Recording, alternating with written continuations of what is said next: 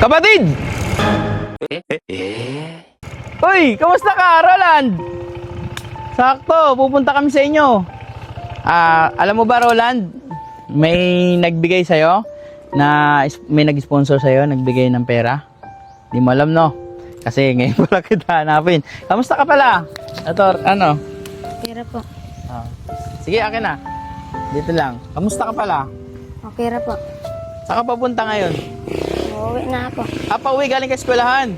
Sakto, papunta kami sa inyo, Dana. Hanapin ka namin. Sakto, nasalubong ka namin. Eto, Roland. May nagbigay sa'yo na ano, na pera na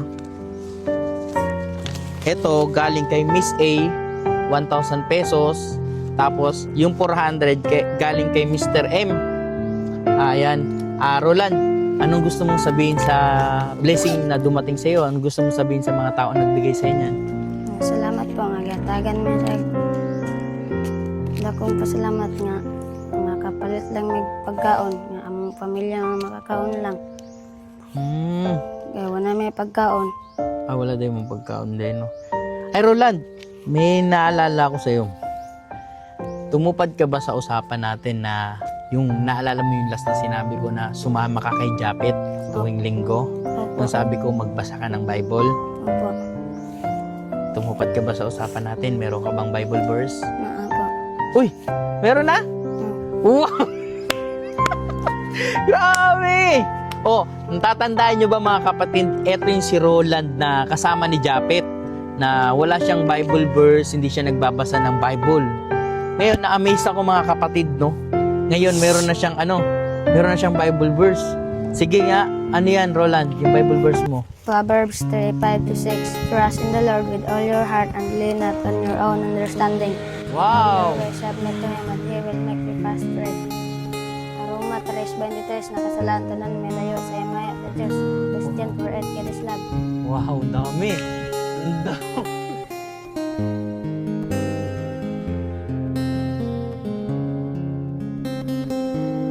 Pahaga ko. Ngayon. Ito yung kapatid na nakita natin na tignan nyo siya ngayon, no? Yung kapatid, no? Na sinabi ko na ang gusto ko sa kanya, magbasa siya ng Bible. Alam nyo ba kung bakit ko sinabi sa kanya yon mga kapatid? Kasi ito si Roland, mga kapatid, ito yung namatay yung papa niya, ito yung namatay yung mama niya. Kaya sabi ko sa kanya, yung paghuhugutan niya ng lakas ng loob sa nangyari sa buhay niya, yung pagbasa ng Bible para mapawi yung mga sakit, yung mga bugat sa iyang kasing-kasing. Kasi alam niyo mga kapatid, no, ang laki ng pagbabago sa buhay mo pag nagbabasa ka ng Bible. Ikaw, ano ba yung nagbasa ka ng Bible, Jap? Roland, anong pakiramdam mo? Nagbasa ka na ng Bible? Nalipay si Lord. Di ba? Nalipay si Lord. O tignan mo, nung nagbasa ka ng Bible, may blessings na dumating sa buhay mo. Di ba? Opo. Kapir tayo dyan. Sige, anong gusto mong pasalamatan ngayon kay Lord? Ako, na-amaze ako, na parang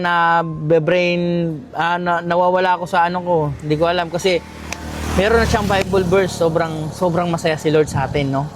Sa nangyayari ngayon. No? Opo. Padayon sa Ginoo, ha? Ha? Padayon sa Ginoo talaga, ha? Opo. Huwag kang lalayo sa Kanya. Sunod ka lang lagi kay Japet. Di ba? Di ba Opo. dahil kay Japet, no? Simba laging, tuwing linggo, magsimba ka, ha?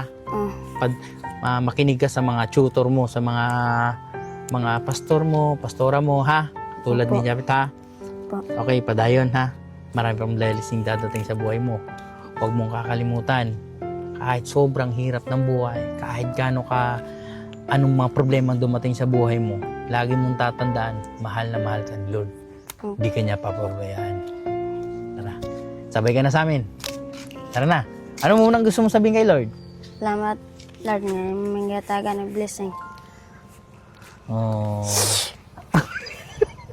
Sobrang mo sa'yo. Tara, sakay ka na. Puntahan natin si Japet. Tara. Sige, sakay. Puntahan natin si Japet ngayon.